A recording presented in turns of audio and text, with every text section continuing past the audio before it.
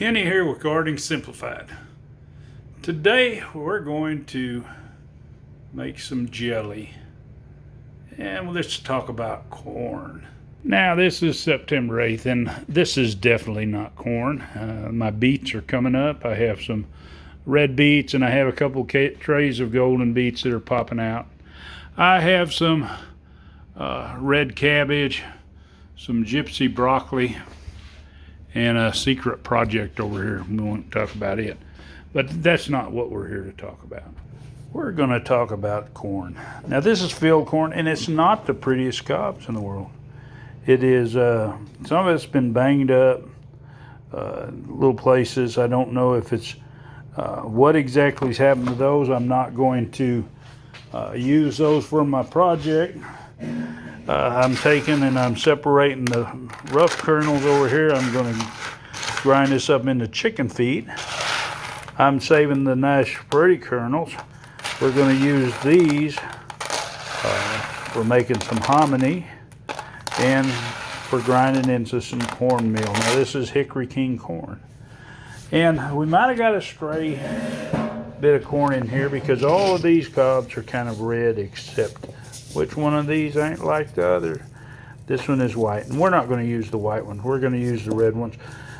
These do have places where the earworms got in here, and we'll just cut these cobs off short. We're going to make some corncob jelly.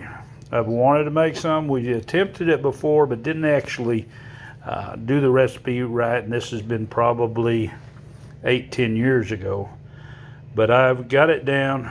I know what I'm going to do, and I'm going to finish getting this corn off because I need about 12 cobs, 8 inches long, and we're not going to get that. We're going to end up probably, a lot of these will be 4 inches or so. So we'll total it up until we get how many that we need. But I better get back after shelling this corn off of here, and I can't do it with my corn sheller, which is stuck away up here on the bench because I don't have good clean ears.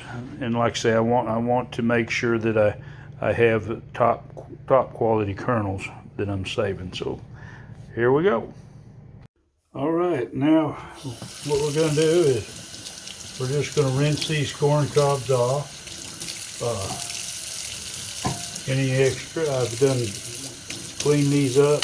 Now you might want to make them into littler pieces that make them fit in the pot better. That way you don't have a bunch of them sticking up. But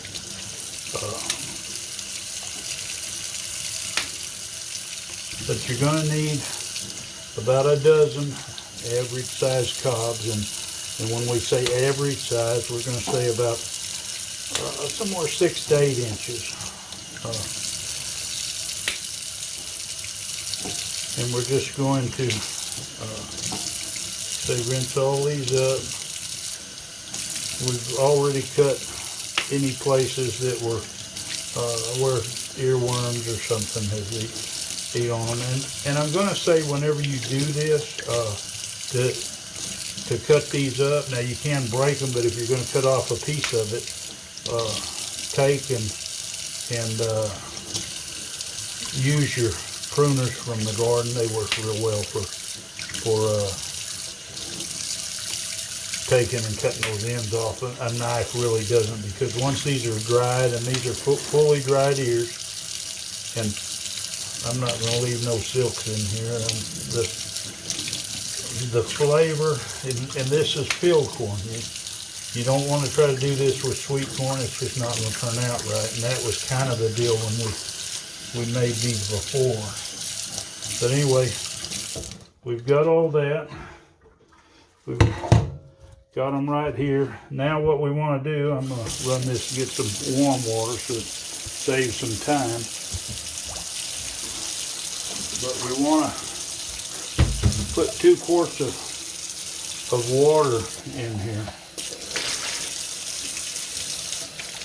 Because now in the end, all you're going to need, and this is a quart measuring cup. In the end, all you're going to need is 3 cups of water and I'm sure the cobs are going to soak up some. But what you're trying to do, and that looks like it ought to be good, but what you're trying to do is extract the flavor out of these cobs. And if you've ever had corncob jelly, you'll know what it tastes like. I kind of relate it to sorghum. So we're going to put these on the stove and see what happens. Now it's just a matter of waiting until this gets to boiling. We'll want to boil them long enough that we can extract some of that out. So once they get to where they're boiling, I'm going to turn them down to a simmer. Now I have this other pot here, and I want to mention to people, because this was my elderberry, and I don't know how I managed to, but I walked off and I left this on the burner, and I cooked it completely down. I guess what I want to say is kitchen safety is really important. When you're doing something and it's easy to get sidetracked, it could have been worse. It could have been just, now it'll be an extreme job to get that out of that pan, but be careful anytime you're doing something. Don't get sidetracked. There we go. I simmered these for 45 minutes with the pot covered. Now I'm going to strain these out. We'll let them drip here for just a little bit, and then we'll take and see how many cups of juice we have. I've got all my liquid here. Now what you're going to have is you're going to have 3 cups of liquid from your corn. Now if you don't have enough liquid left over, you can add some water to it. If you have too much, you can actually, if you want to, you can condense it down to where you've got a little more intense flavor. But you use 3 cups of liquid to 3 cups of sugar, and you'll use a pack of pectin, which 1 3/4 ounce pack. Now I'm using bulk, so that's 8 ounces if you or 8 tablespoons if you're using bulk. Now I did have almost 4 cups of juice from my corn, and I'm going to use all of it. I'll just adjust my pectin and my water so that works out. As soon as this starts boiling, which it's starting right now, what I'm going to do is I'm going to add my sugar. I'm going to bring it back to a boil, and then I'm going to cook it for 5 minutes. Now I've added my sugar. Just pour it all in at once, and keep stirring it until you get all your little clumps out.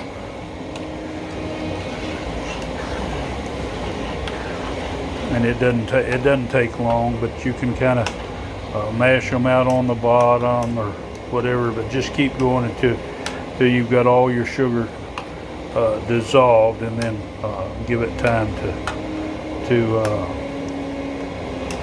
come to a boil. And as you can see, we've got it boiling.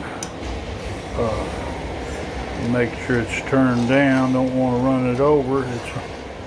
And we want to keep stirring this. If it gets too much, we'll pull it off. But we want to keep this boiling for 5 minutes. Our timer's set.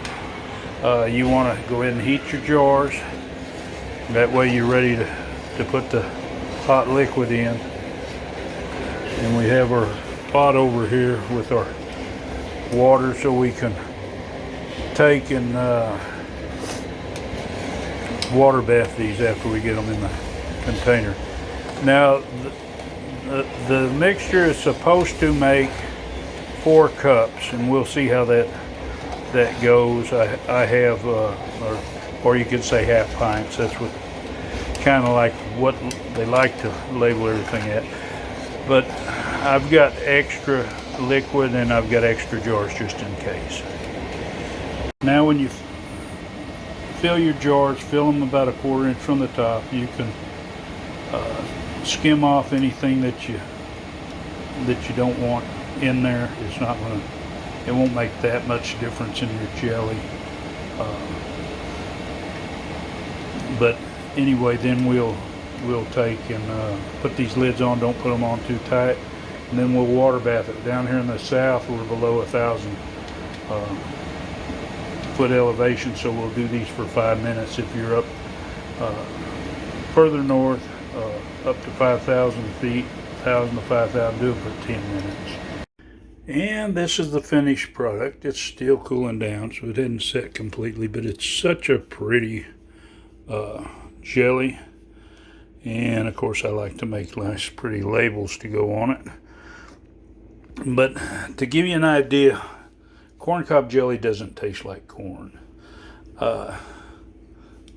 You have to do the process, you know, to where you use dried cobs and filled corn and strip the corn off. And when you cook those, you get end up with a flavor that's kind of like a sorghum or a molasses type flavor with it that comes out of the cob, and it's really a wonderful flavored jelly. If you've ever tasted it, you probably would want to definitely get some. Some people use white cobs. I prefer the red. The color is really good. But anyway, I hope you like this recipe. I'll try to write it up in the description. That way you'll have a visual on it, or maybe even post it on a page in the video so you can snapshot it. But it's really easy to make. You take something that's left over that you're not going to use anyway, and it's, like I say, it's wonderful tasting. But anyway, if you want to see more of my channel, more recipes, more growing topics, well, just hit that subscribe, hit the bell so you'll be notified, and give it a big thumbs up and share this video. Happy gardening.